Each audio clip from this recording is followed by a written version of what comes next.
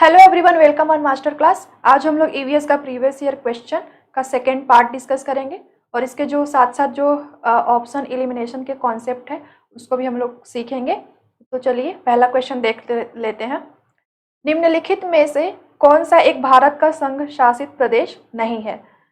लद्दाख, जम्मू और कश्मीर, मणिपुर और चंडीगढ़। तो जैसा आप लोग जानते हैं कि लद्दाख और जम्मू और कश्मीर को बाद में केंद्र शासित प्रदेश बनाया गया है और चंडीगढ़ पहले से ही केंद्र शासित प्रदेश है।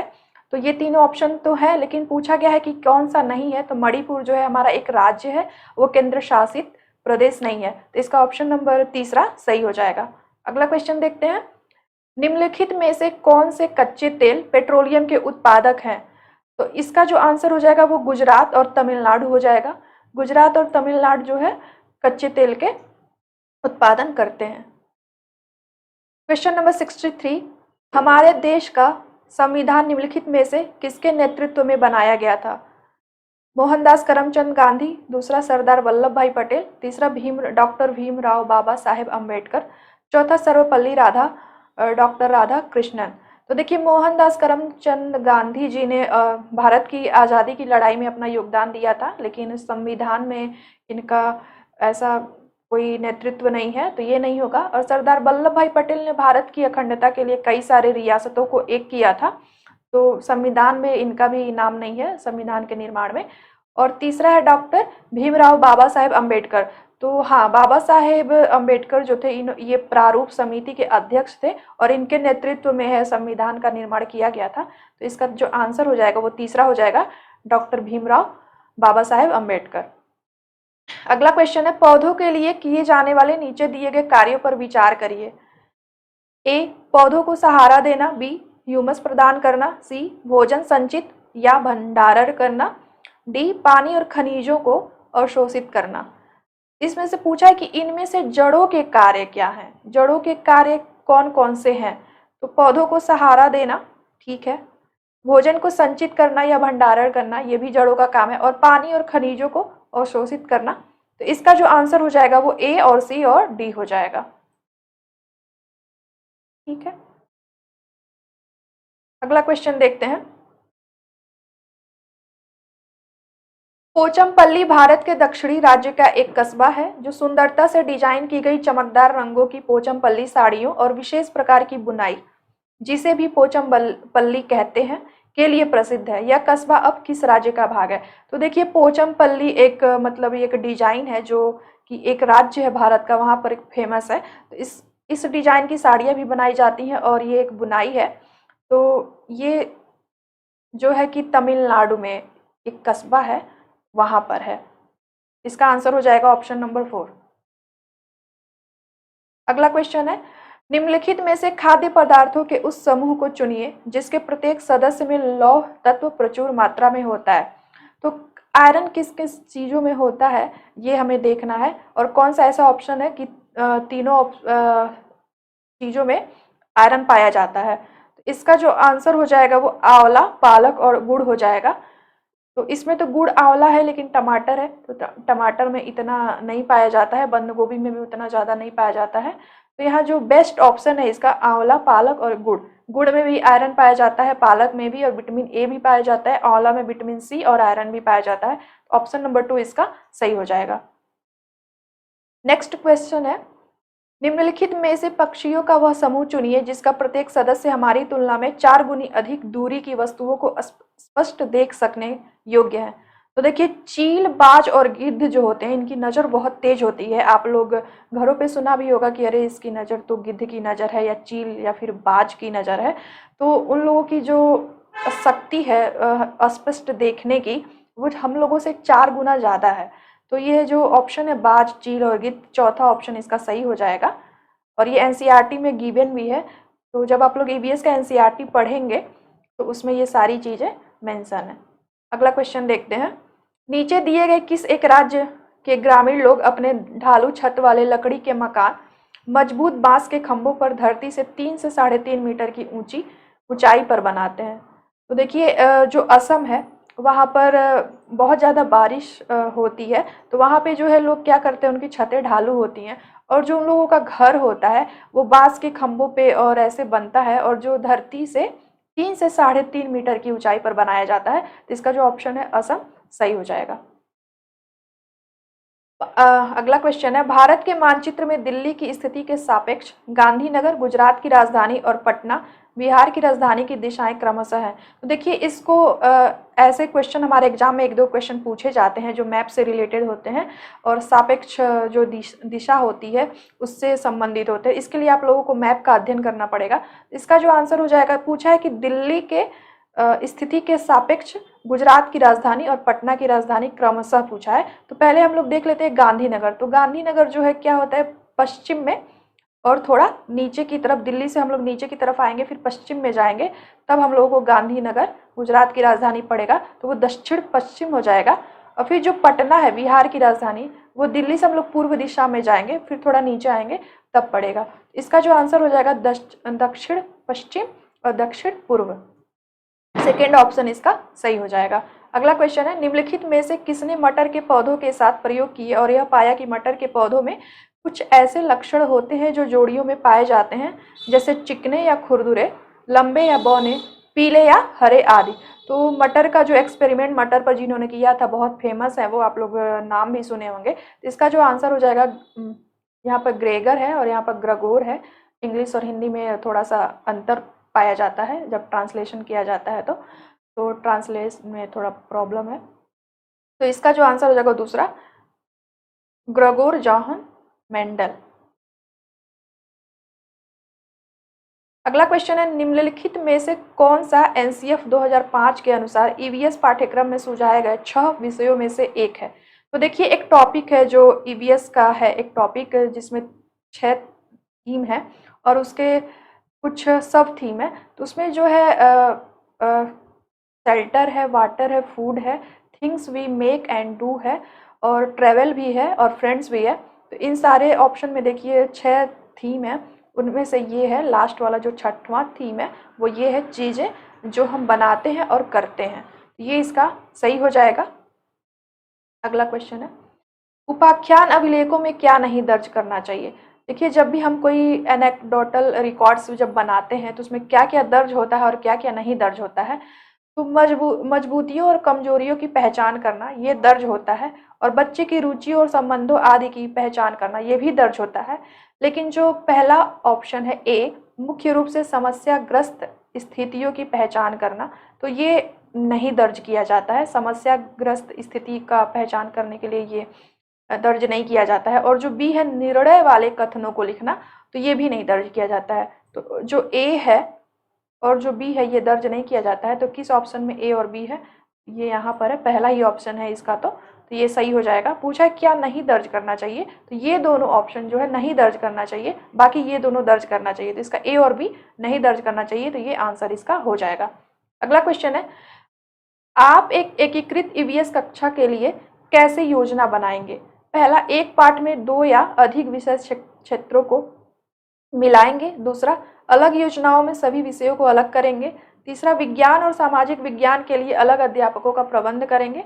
चौथा, पर्यावरण विज्ञान के लिए अलग अध्यापक का प्रबंध करेंगे। देखिए ईवीएस एक ऐसा सब्जेक्ट है जिसे अलग अलग अध्यापक नहीं बल्कि एक ही अध्यापक पढ़ाते हैं, तो इसमें अलग टीचर रखने का कोई प्रबंध नहीं है। ईवीएस जो है प्राइमरी तक होता है, उसके बाद भी होता है, इसके लिए एक ही टीचर होते हैं। तो जो लेसन प्लान बनाता है वो क्या करता है, एक पाठ में 2 या अधिक विषय क्षेत्रों को शामिल करता है। तो जब भी हम लोग बनाएंगे पाठ योजना, तो उसमें एक पाठ में 2 या अधिक विषय को क्षेत्रों में शामिल करेंगे। अधिक विषय क्षेत्रों को एक सब्जेक्ट में एक पाठ योजना में शामिल करेंगे। इसका पहला सही हो जाएगा।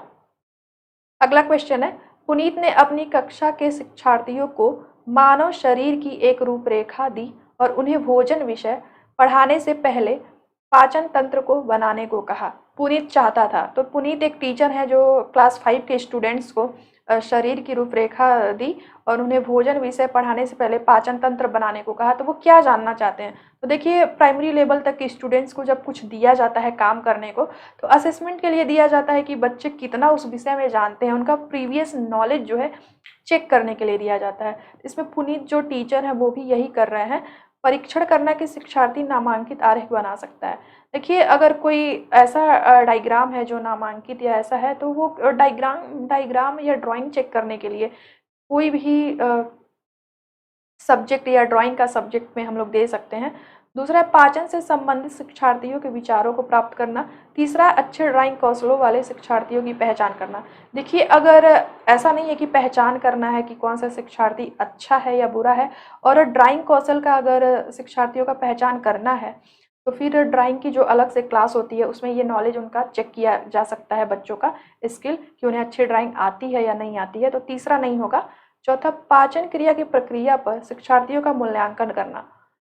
तो जो प्रक्रिया है उस पर मूल्यांकन भी नहीं करना है, इसमें जो है प्रीवियस नॉलेज चेक किया जा रहा है और उसके हाँ, प्रक्रिया पर मूल्यांकन करना, विचारों को प्राप्त करना नहीं है। तो ये जो प्रक्रिया है उसको हम लोग, ये ऑप्शन हमको लग रहा है कि ये सही हो जाएगा। जो प्रक्रिया है बच्चों का, उसमें जानना कि बच्चे कितना इस बारे में जानते हैं, तो चौथा इसका सही हो जाएगा। निम्नलिखित में से क्या रचनात्मक आकलन के संबंध में सही नहीं है? पहला, रिपोर्ट कार्ड के प्रत्येक तिमाही में इसकी सूचना दी जानी है। दूसरा, अधिगम को सुदृढ़ करने के लिए यह अध्यापक को समय पर कार्यवाही करने में मदद करता है। तीसरा, इसको छात्रों की प्रगति की निगरानी करनी है। तो सही बात है, जब भी हम लोग फॉर्मेटिव असेसमेंट करते हैं तो निगरानी करना होता है। और दूसरा भी सही है कि अधिगम को अच्छा से अच्छा करने के लिए समय समय पर कार्यवाही की जाती है और क्या कमी है उसको सुधारा जाता है।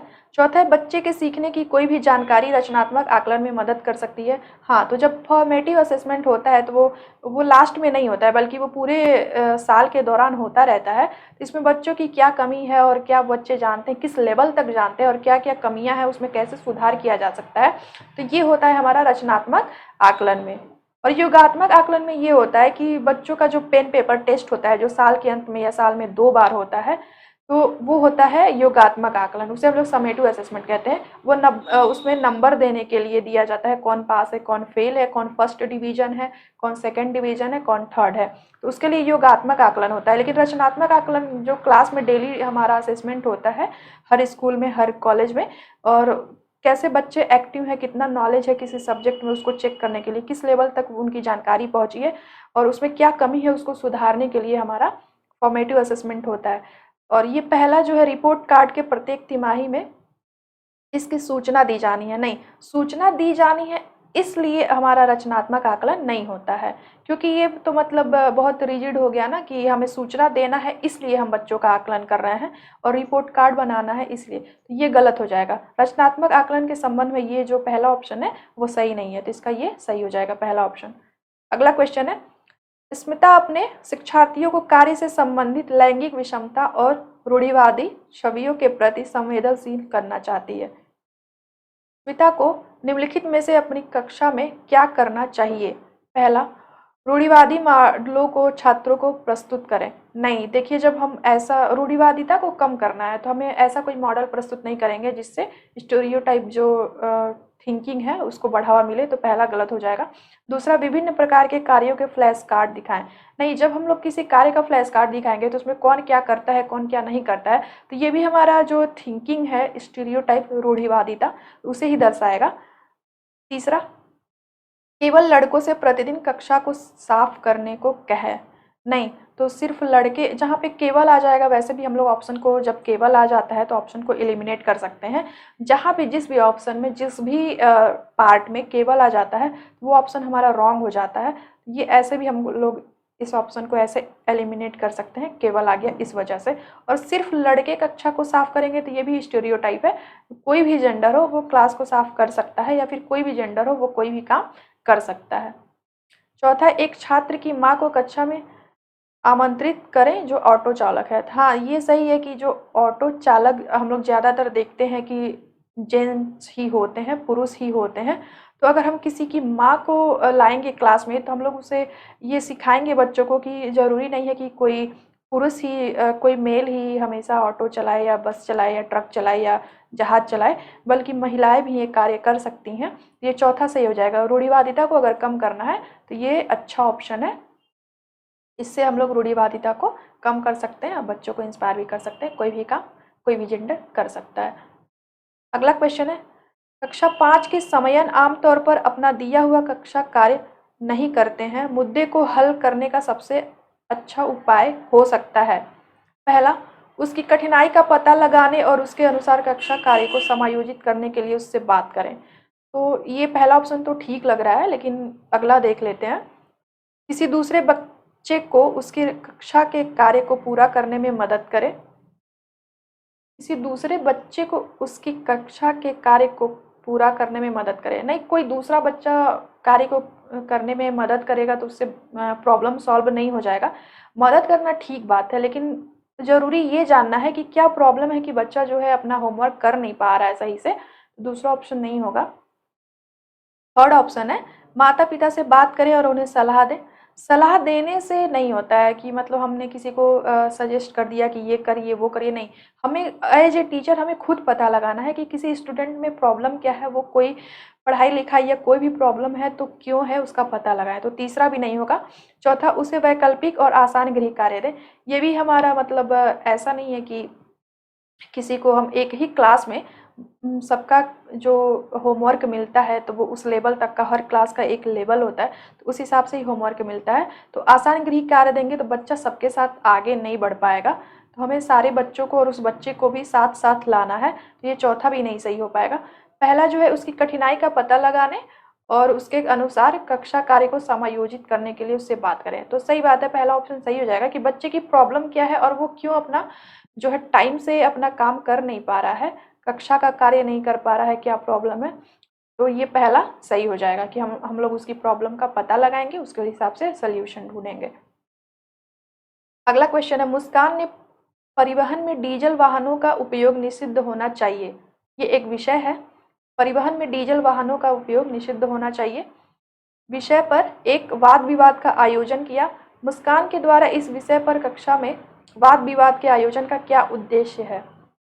पहला ऑप्शन, वह पूरी तरह से परिवहन में डीजल वाहनों पर प्रतिबंध लगाने की आवश्यकता पर छात्रों को संवेदनशील बनाना चाहती है। या पूरी तरह से प्रतिबंध तो नहीं लग सकता है। तो इस जो विषय है डीजल वाहनों का उपयोग निषिद्ध होना चाहिए परिवहन में, तो इसका जो मतलब है वो इससे नहीं है, प्रतिबंध से नहीं है। अगला देख लेते हैं, यह छात्रों के विचारों को जानने और उन्हें सही करने में मदद करेगा। तो ये सही बात है, जब हम किसी टॉपिक पे डिस्कशन करते हैं क्लास में तो क्या बच्चों के विचार हैं और कितने गलत हैं कितने सही हैं वो जब पता लग जाता है तो as a teacher as a parents हम लोग सही करने की कोशिश करते हैं। तो मुस्कान जो टीचर है उनका मतलब यही है कि बच्चों का जो विचार है उसको जाना जाए। लेकिन अगला ऑप्शन भी देख लेते हैं, वह आधुनिक वाहनों के उपयोग के लाभों पर छात्रों को संवेदनशील बनाना चाहती हैं। देखिए हर एक चीज़ का, चाहे वो टेक्नोलॉजी हो साइंस हो, हर एक चीज़ का एक पॉजिटिव एस्पेक्ट है तो उसका नेगेटिव एस्पेक्ट भी है। तो सिर्फ लाभ को नहीं बताना चाहिए बल्कि पॉजिटिव चीज़ें और नेगेटिव चीज़ें, लाभ और हानि दोनों जो है उसके प्रति, लाभ और हानि दोनों चीज़ों के प्रति बच्चों को संवेदनशील बनाना चाहिए। तो तीसरा भी नहीं होगा।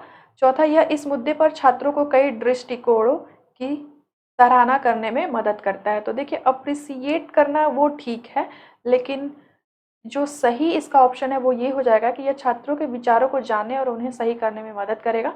ये दूसरा जो है सही हो जाएगा कि हम बच्चों के विचारों को सुने और क्या गलत है और क्या सही है उसको जानने की कोशिश करें।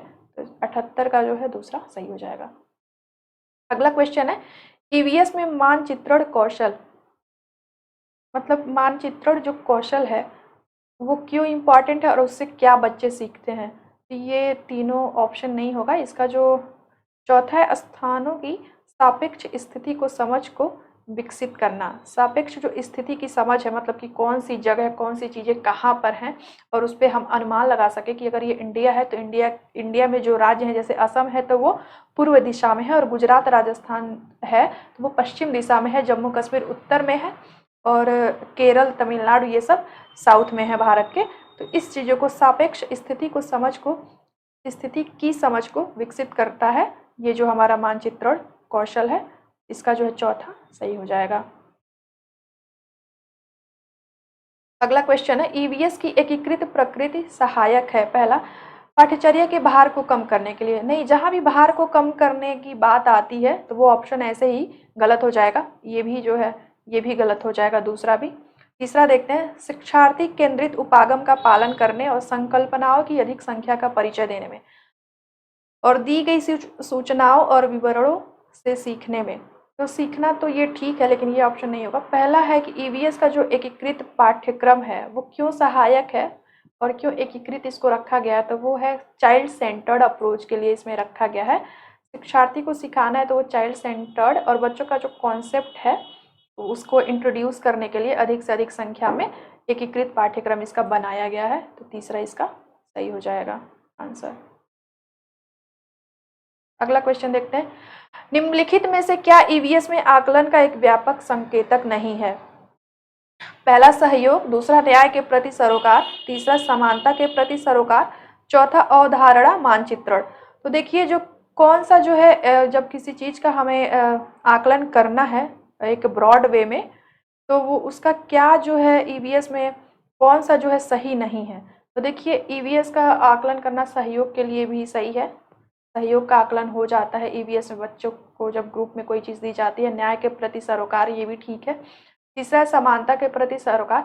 लेकिन अगर किसी को कॉन्सेप्ट मैपिंग मतलब अगर किसी को अवधारणा मानचित्रण आता है तो इससे हम लोग असेसमेंट नहीं कर सकते हैं। जो हमारा असेसमेंट होता है वो हर पक्ष का होता है। तो किसी को सिर्फ अगर मैप बनानी आती है, सिर्फ उसका कॉन्सेप्ट क्लियर है कि उसको मैप कैसे बनाना है, तो इससे हम लोग जो है उसका आकलन सही से नहीं कर सकते हैं।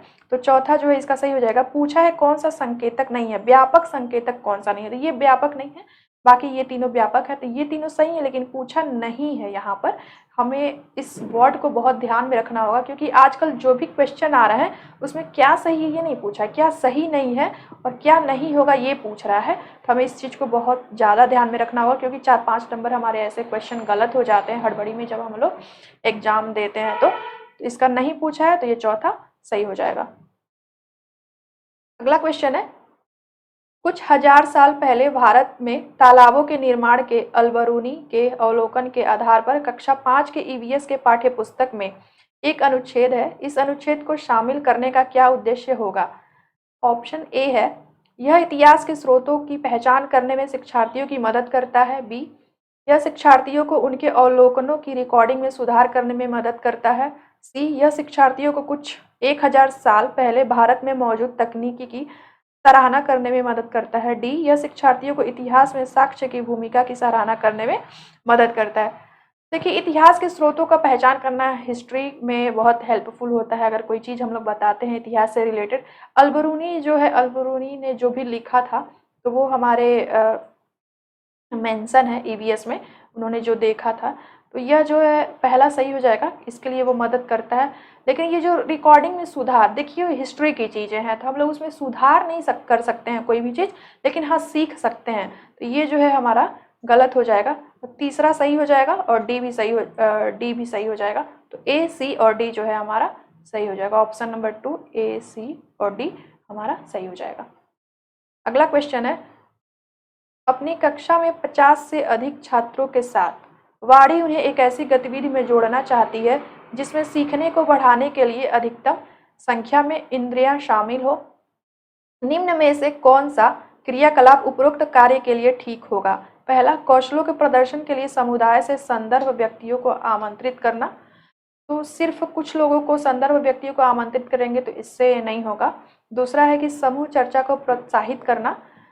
तो देखिए, चर्चा को जब हम लोग प्रोत्साहित कर रहे हैं तो उसमें सिर्फ हम बोल रहे हैं, इसमें सारे हमारे जो इंद्रियां हैं वो एक्टिवेट नहीं हो रहा है, वो एक्टिव नहीं रह रहा है, तो दूसरा भी नहीं होगा। तीसरा, उचित एवी साधन के लिए स्मार्ट कक्ष का प्रयोग करना। और चौथा, नज़दीक के स्थान के लिए क्षेत्र भ्रमण का आयोजन करना। देखिए, जो रियल सिचुएशन है वो बहुत ज़्यादा सही रहता है बच्चों को कुछ सिखाने के लिए, क्योंकि वहाँ पे बच्चे अपना पूरा ध्यान लगाते हैं, अपना महसूस भी करते हैं, बोलते भी हैं, देख कर छूते भी हैं और आँख से देखते भी हैं और सुनते भी हैं, उसे ऑब्जर्व करते हैं। तो ये चौथा जो ऑप्शन है भ्रमण का, वो सबसे ज़्यादा बेस्ट ऑप्शन है, तो ये सही हो जाएगा। अगला क्वेश्चन देखते हैं।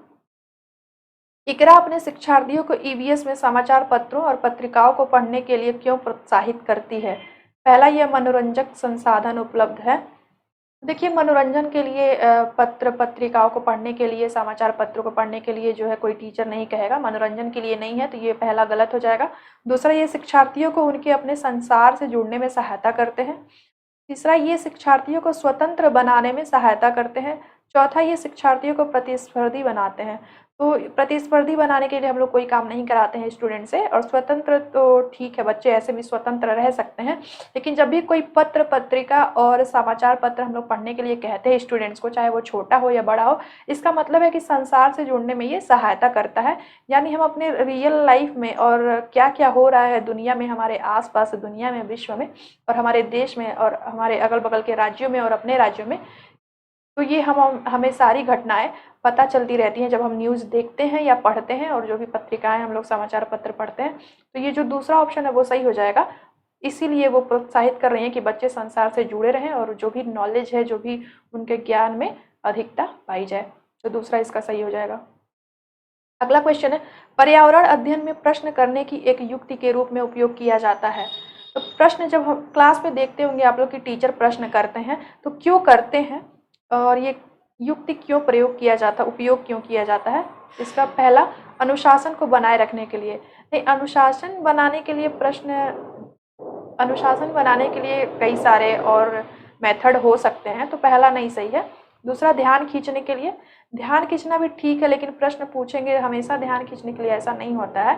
प्रश्न जो पूछा जाता है वो कक्ष में जिज्ञासा को बढ़ाने के लिए पूछा जाता है। इसका चौथा सही हो जाएगा। जब हम क्लास में कोई प्रश्न करते हैं तो देखते हैं बच्चे बहुत एक्टिव हो जाते हैं कि, और वो सोचते भी हैं कि हमें आता तो मैं इसका आंसर देता। तो बच्चे जो है एक्टिव हो जाते हैं, जो भी पैसिव वे में बैठे होते हैं क्लास में।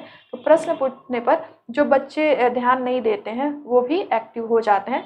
तो जो क्यूरियोसिटी है बच्चों की, उसको बढ़ाने के लिए प्रश्न पूछा जाता है। ये चौथा सही हो जाएगा। अगला क्वेश्चन है, नीचे दिए गए कौन से एक राज्य में तोरांग का अर्थ है जंगल? तो देखिए, जो तोरांग का अर्थ जंगल है वो झारखंड में है। झारखंड में तोरांग का अर्थ जंगल होता है। ये मैप वाला क्वेश्चन है, इसको आप लोग सॉल्व कर लीजिएगा, क्योंकि यहाँ पे सॉल्व नहीं हो पाएगा अभी, तो ये आप लोग सॉल्व कर लीजिएगा। और ये रेलगाड़ी का है, तो ये भी प्लस माइनस करके दिन और घंटे वाला क्वेश्चन है, तो इसको भी आप लोग कॉपी पेन लेके सॉल्व कर लीजिएगा। अगला क्वेश्चन देखते हैं।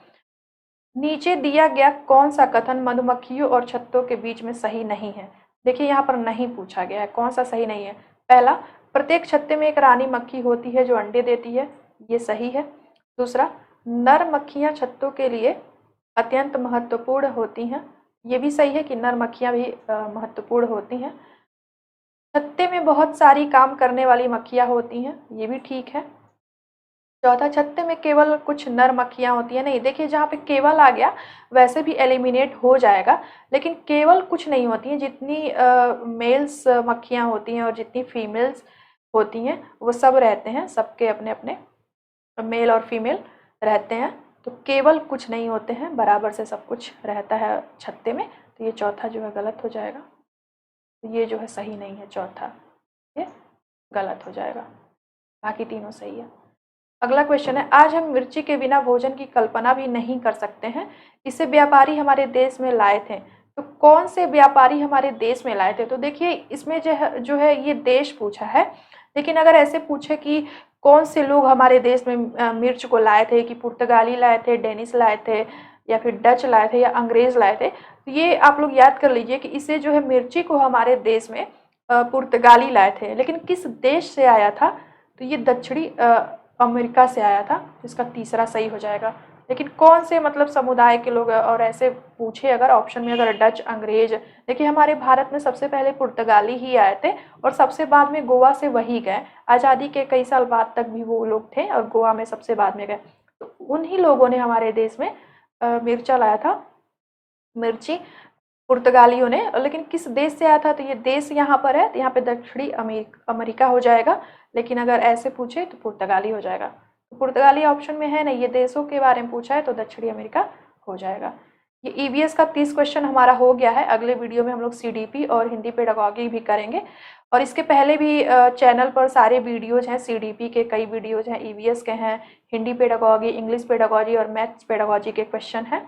सारे प्रीवियस ईयर क्वेश्चन आप लोग उसको देख लीजिएगा, क्योंकि सीटेट क्वालिफाई करने के लिए सारे प्रीवियस ईयर पेपर को सॉल्व करना बहुत इंपॉर्टेंट है, और उसके कॉन्सेप्ट को समझना और उसको ऑप्शन को कैसे एलिमिनेट करेंगे और क्या क्या उसका कॉन्सेप्ट है, इसको समझना बहुत इंपॉर्टेंट है। तो सारे वीडियोज़ को आप लोग देख लीजिए और फिर अपना फर्स्ट अटेम्प्ट में एग्ज़ाम क्लियर कर लीजिए। Thank you so much for watching this video.